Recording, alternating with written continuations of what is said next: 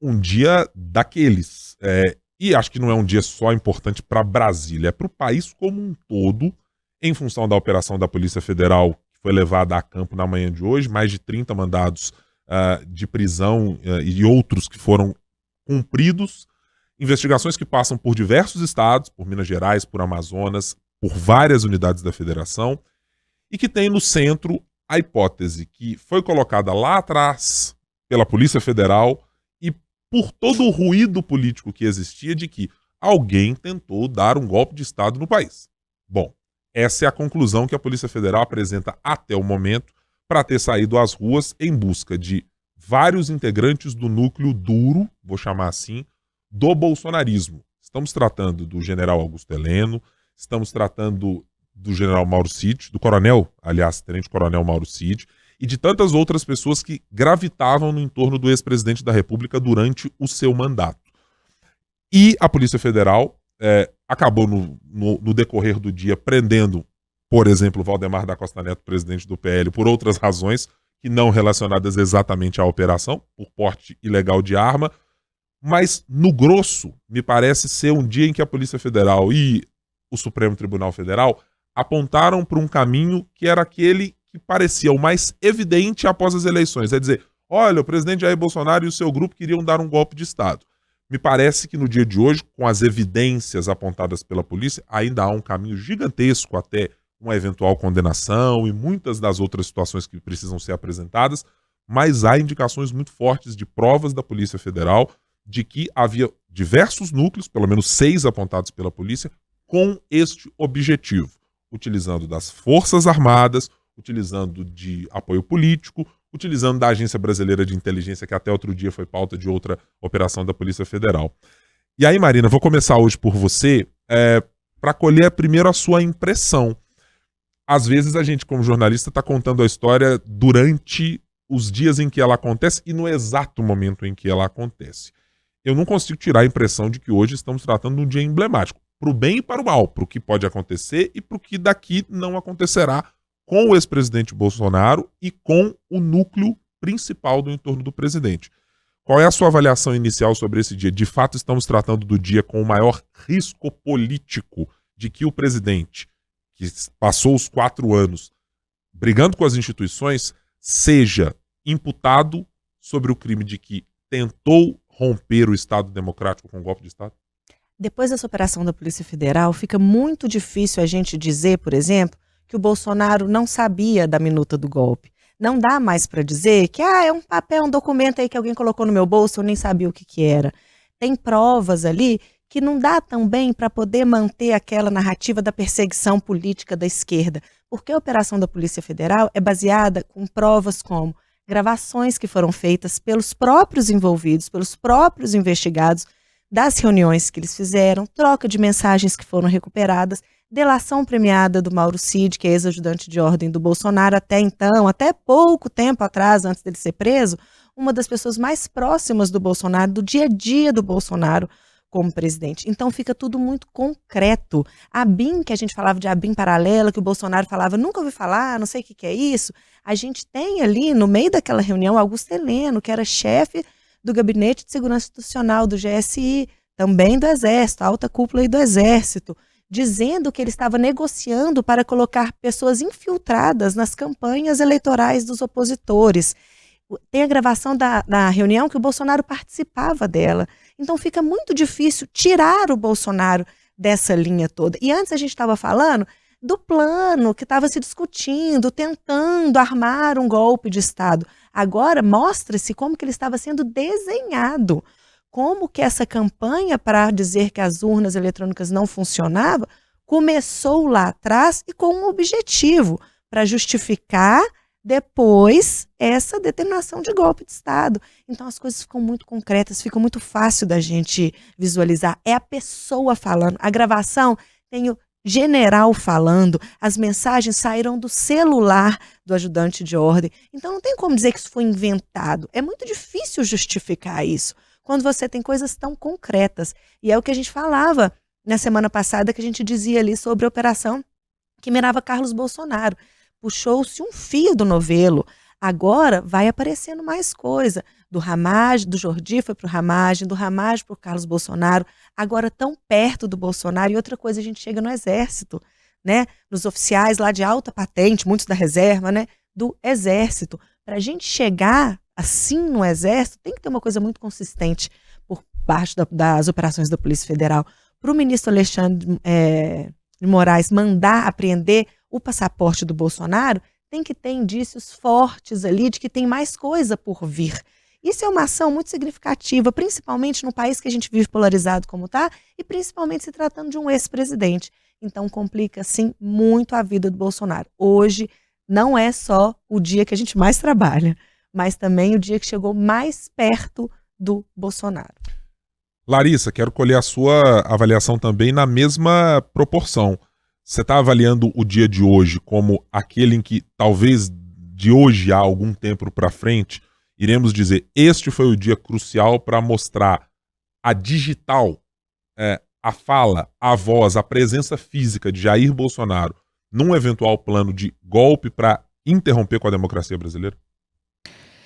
Exato, Guilherme. Não só esse dia de hoje como um marco para tudo isso que você disse, mas também pegando o gancho no que a Marina falou, como um centro, digamos assim, de próximos desdobramentos, né? Porque se a gente pega a operação de hoje, e acho que todo mundo teve essa sensação, quando começou ali a ler, a ouvir melhor o que estava acontecendo, é que, de fato, o país correu o risco de, sim, sofrer um golpe e que, sim, havia um grande planejamento em torno disso, com pessoas muito influentes, relevantes em todo o cenário político brasileiro. E aí eu acho que, para além dessa questão da aproximação em relação ao ex-presidente Jair Bolsonaro, essa operação ela chama a atenção e acho que ela vai ser um marco, primeiro, como a Marina disse, porque estão aí as provas. A gente tem, né, pessoal, uma gravação, um vídeo gravado no computador do Mauro Cid, né, que foi encontrado ali no computador do Mauro Cid, da reunião que discutia esse assunto, né? Qual foi a intenção de ter gravado essa reunião? Se era de conhecimento de todo mundo que discutir um golpe, o rompimento da democracia seria um crime. A quem interessava essa gravação, né? Todos sabiam que estavam sendo gravados ali, então vem com essas provas.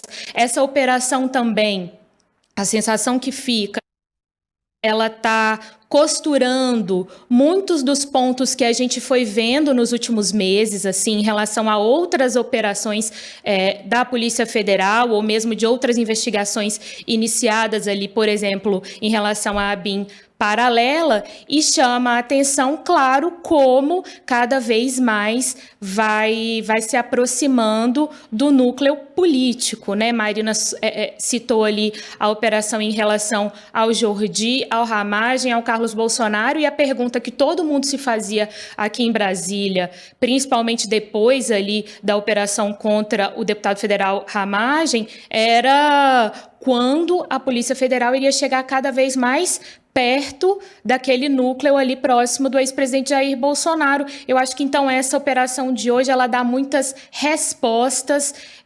e indícios, digamos assim, do que a gente pode ver nos próximos meses também, Guilherme. Eu acho que é muito evidente a quantidade de provas reunidas e apresentadas pela Polícia Federal no dia de hoje, como uma impossibilidade de que o presidente consiga apenas se desvincular de tudo que está sendo apresentado, e não apenas o presidente. Todos os mencionados e aqueles que estão citados na decisão de aceitação do pedido feito a partir da Polícia Federal, de que ninguém sabia de nada, de que as coisas não eram articuladas e que esse assunto sempre foi tratado de maneira reservada, com uns poucos malucos que mandavam mensagem para alguém. Não, teve aquele rapaz lá que mandou mensagem para o TSE, mas não tem nada a ver com isso. Eu vou pegar, inclusive, um trecho daquilo que está na decisão do ministro Alexandre de Moraes, que mostra como o discurso, por exemplo, do ex-presidente Jair Bolsonaro, ele por vezes usa uma lógica invertida. Eu lembro muito de Carlos Bolsonaro usar aquela história assim, e publicava nas redes sociais, não sei se o ditado eu vou conseguir reproduzir, mas é assim, chame os outros daquilo que você é, ou alguma coisa dessa natureza. O ex-presidente Bolsonaro é aquele que reiteradas vezes, E o fez, inclusive, na semana passada, quando conversava com um extremista de Portugal, dizia, olha, o Tribunal Superior Eleitoral tem lá um conluio para eleger o presidente Lula e alguma coisa dessa natureza. Na frase que está dita e transcrita pelo ministro Alexandre de Moraes, diz o seguinte, abre aspas, isto está atribuído a Jair Bolsonaro. Hoje me reuni com o pessoal do WhatsApp e outras mídias do Brasil. Conversei com eles. Tem acordo ou não tem com o TSE? Se tem acordo, que acordo é esse que está passando por cima da Constituição?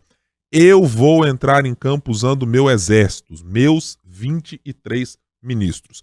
O presidente da República sugere uma ideia de, não, vamos fazer um acordo, porque o tipo de discurso, e eu estou fazendo aqui a adição da minha interpretação sobre o que está dito aqui, vamos mexer um pouquinho nesse discurso de que o TSE está dizendo que a gente manda fake news, a gente manda coisas dessa natureza, quando na verdade estava se tratando de um golpe de Estado. Estava se tratando de insuflar pessoas com a garantia, ainda que hipotética, de que não, no momento devido, eu tomarei a decisão e vou fazer isso. É exatamente o que o presidente foi cobrado depois de não conseguir a sua reeleição e se encastelar no Palácio do Planalto, ficar dias a fio sem se pronunciar e depois fugir para os Estados Unidos. Era o presidente que mostrava força de um lado, mas que não tinha as armas efetivas para cumprir aquilo que estava dizendo. E não tinha junto aos seus ministros, não tinha junto às pessoas que estavam do entorno dele.